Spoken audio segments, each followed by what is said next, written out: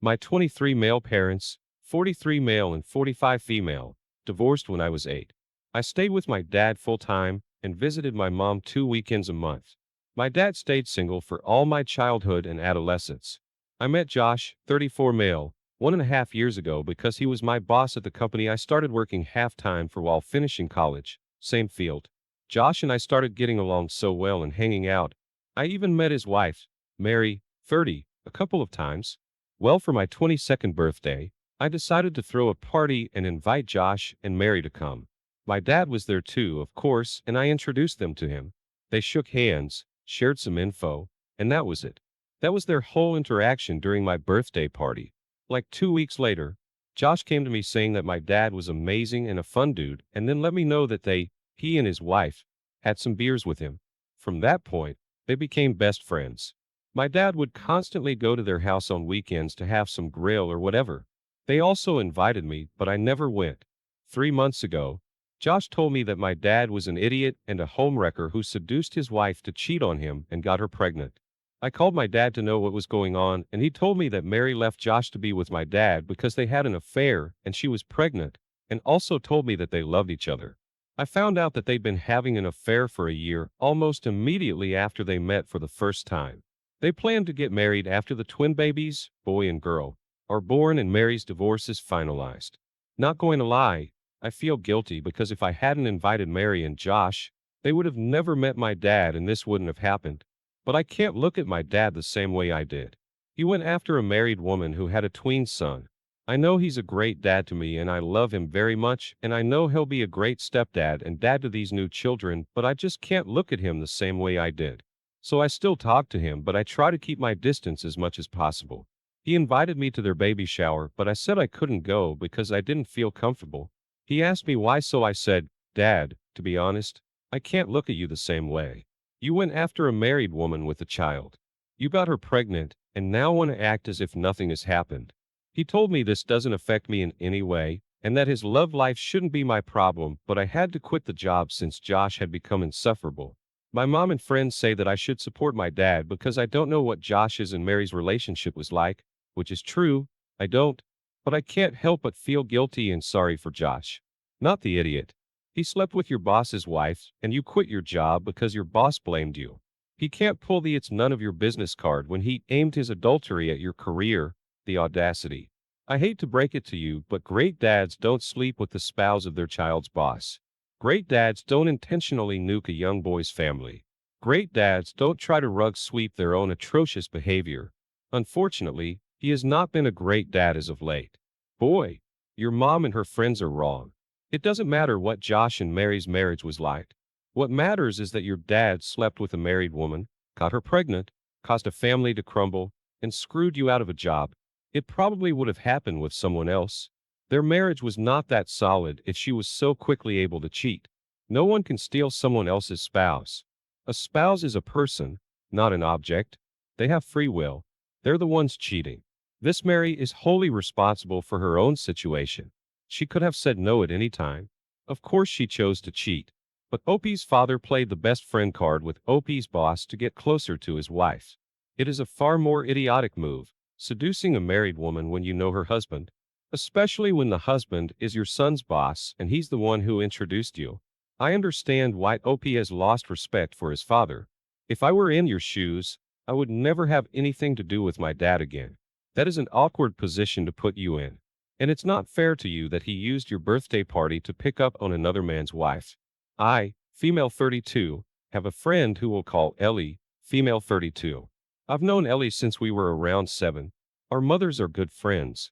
Ellie has had a very, very privileged life. Her dad is a lawyer, and her mom is a dentist. So, as you can imagine, Ellie had many more luxuries and opportunities than your average person. She grew up attending private schools, having private tutors, going on fancy vacations every year, etc. I won't go into too much detail, but I didn't have a life like Ellie's. Ellie never had to get a job until she went into residency in medical school when she was 26. When we finished high school at 18, Ellie initially went to business school for 2 years before dropping out, then pursuing medical school. Her parents paid her tuition and living expenses, so Ellie never struggled financially and never had to worry about money. Plus, her mother got Ellie volunteering opportunities so she could get references on her medical school applications. Ellie is now a qualified pediatrician. I'm glad she was able to find a career path she enjoys, and I'm proud of her for finishing school. I know medical school is no walk in the park. I'm a veterinarian.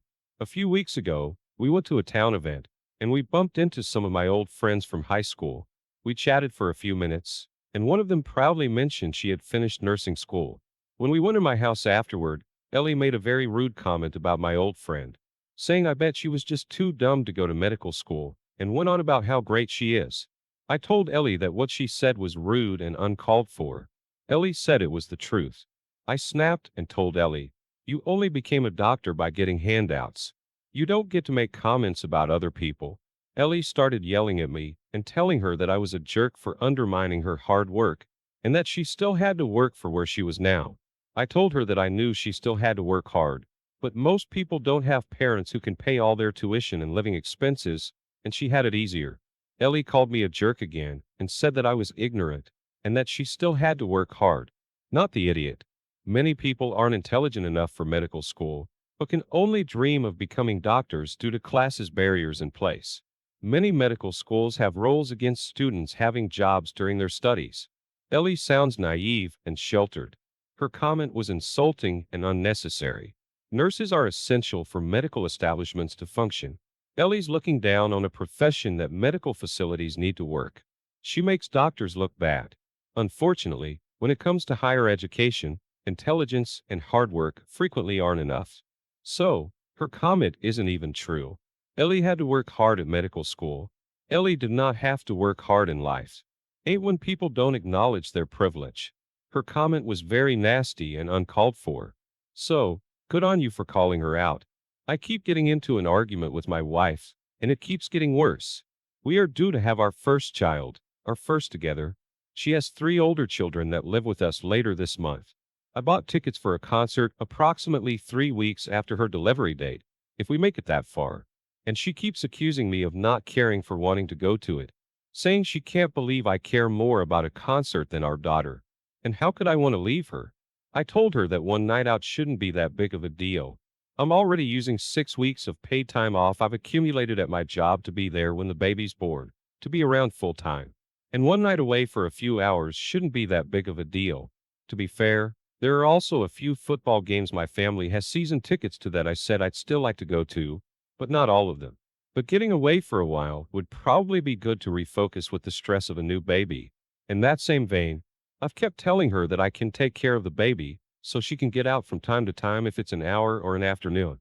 And before this became a problem, I also bought her tickets for a concert about 2 weeks after the one I'm going to. So about 5 weeks after delivery, where I purchased her sit-down seats to attend because it's one of her favorite artists. I told her I'd take care of the baby for the night, and she could go with her mom and enjoy the concert. But instead she says she won't be going because she couldn't leave the baby and doesn't understand how I'm just okay leaving the baby for an evening. Am I an idiot and unreasonable for wanting some planned time away to recoup? Oh dear, are you serious?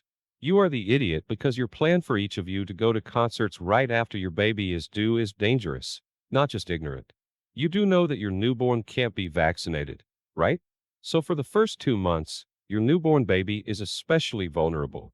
You may not know, but recovering from childbirth takes weeks to months. Childbirth is a major medical event. Do you care about your baby or your wife? Buddy, no. You think you'll need a break 3 weeks after she gives birth, but she doesn't get one, unless you have support lined up for her while you take the night off. Unquestionably, 100% you are the idiot. She'll need you home. You have no idea what life will be like 3 weeks postpartum. My oldest was still in NICU, which was completely unexpected. I would have divorced my ex-husband sooner if he'd gone away during that time. You're making many plans when you have no idea what your life will look like after the baby's here. I feel so bad for your wife. Paternity and maternity leave is not vacation time. To start with, I worked for a salary as soon as it was legal for me to do so in the UK. I reached a point in my life and career where after bills and savings, I can afford stuff like designer jewelry, bags, shoes, etc. That hasn't always been the case. My family's Asian, and since they got married, My parents have fully supported my dad's family and given financial help to my mom's parents when they needed it. It wasn't unusual for my parents to take me shopping every 3 to 4 months to buy new clothes for my cousins while I got hand-me-downs or secondhand clothes from charity shops and car boot sales. Even when I started earning money, I would have to put it into my parents' account and only get back 10 to 20 pounds a week. Meanwhile, my cousins could ask for new phones, styling products, bikes, etc., and it would be bought for them. So, while as a household, we were probably making enough income to count as middle class, we were ourselves living frugally. This continued well into when I began uni. Around that time, however, my uncle's wife started making comments about my parents paying for their kids' university fees, weddings, and them inheriting the house they lived in, which is jointly owned by my parents and has been willed to me. That was the wake-up call they needed to realize that they were going beyond just helping out their family in need, but were actually funding their lifestyle while effectively depriving themselves.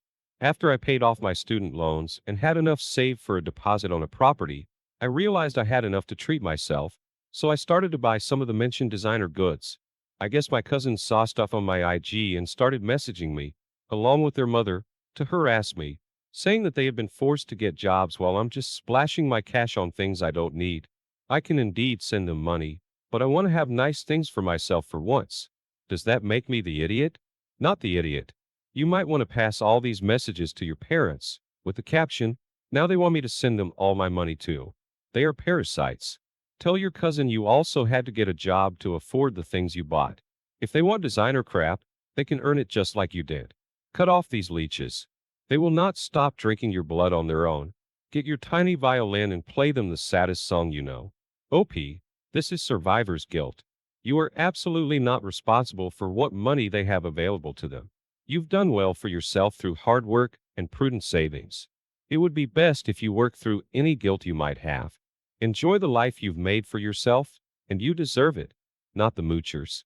Maybe you should treat your parents to some nice things, since they also didn't get the chance to enjoy luxuries. I'm not saying you have to, but it would be nice, since they were being taken advantage of for so long. No, don't treat your parents to anything. They deprived you, their child, so that your cousins could live it up. Honestly, this is insane. Providing the extended family with brand new clothes, while their kids get secondhand stuff and hand-me-downs. Confiscating that kid's earnings to give to extended family? I'm on board with the notion that family helps family, and that relatives step up to provide a safety net in extraordinary circumstances. However, in this case, OP's relatives don't want a safety net, they want a hammock. My 56th female, youngest son, 30, recently married his wife, 29. We live in different states, and usually only see each other for holidays, etc. Our son's elder brother, 33, was recently diagnosed with autism. While our younger son, and now wife, daughter-in-law were still dating, he brought her home to us so we could meet her. She's always been a little off. She's shy and awkward, and prefers doing stuff on a computer to being outdoors. My husband and I are very outdoorsy and live a very active life, so I guess we clashed a bit there. She's always been nice, and in the beginning, she participated in many of our activities, even if she wasn't great at them. After his diagnosis, she comforted our elder son, which was a hard blow for all of us. She said she also felt awkward and weird at times, and that it was okay to be different. I suspected maybe she meant this as a way of telling us that she was on the spectrum too. About 2 years ago, they had their first kid.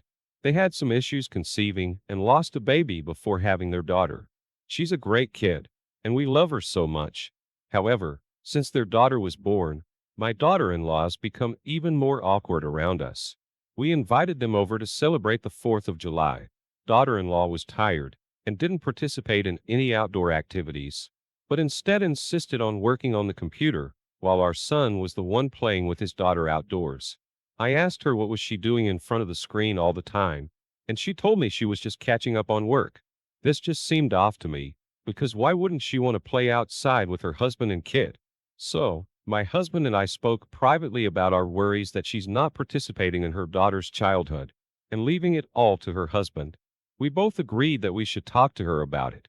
After dinner, yes, drinks were involved. I went away to do the dishes, and heard raised voices. When I returned to the table, daughter-in-law was crying as my husband told her off quite sharply. He said some things that might have been a bit harsh, but nothing untrue. She stormed off crying instead of discussing the issue further. I followed her to try and discuss the situation and told her we were just worried about her, them as a couple, and their daughter.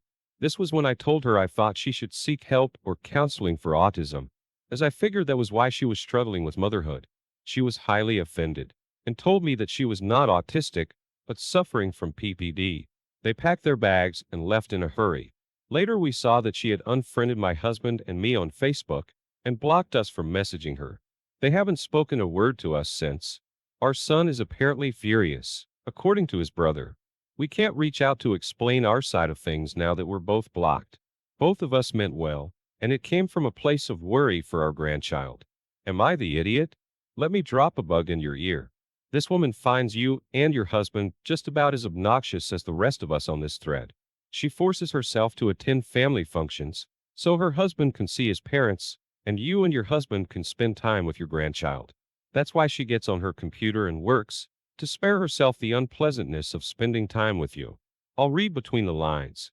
Your husband had a few drinks and decided to harass your daughter-in-law. You didn't mind because you agreed with what he said. I don't think your son will give your husband another chance to play Tixie-narc with her, or you another opportunity to go right behind him, tearing her down some more. Good for them. You are the idiot in every conceivable way. Your son and daughter-in-law have gone no contact. No contact means just that, no contact. You're a busybody, and your husband made your son's wife cry. Actions have